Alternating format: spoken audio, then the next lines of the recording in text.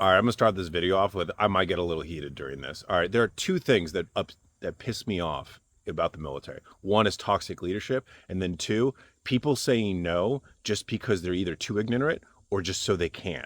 All right, and recruiters are guilty of the latter by far. All right, so we just had this subscriber slash viewer who saw the National Guard video, who reached out to a National Guard recruiter wanting to go the National Guard Green Beret route, and here is her response.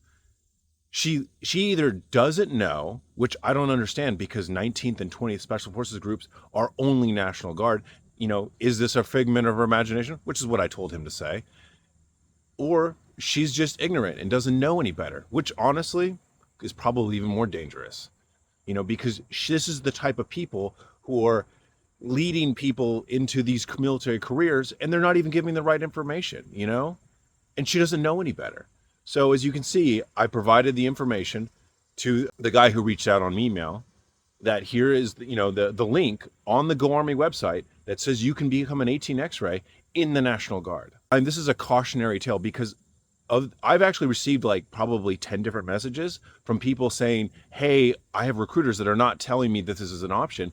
And then any of you guys who have been in the military, and we all know, you've heard horror stories about how recruiters lie to them, you know, and there's a lot of different reasons for this, right? One, they have quotas, right?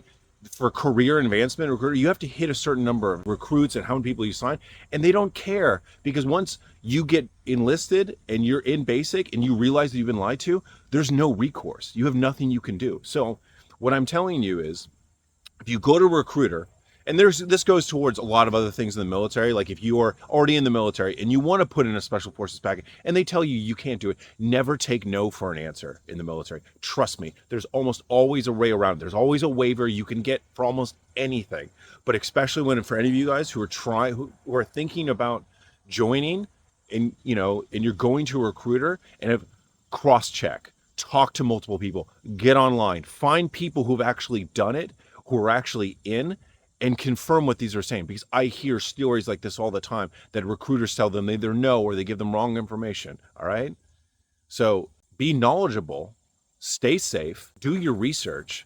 And if you have any issues, fucking talk to me. All right. Love you guys. I'll talk to you later.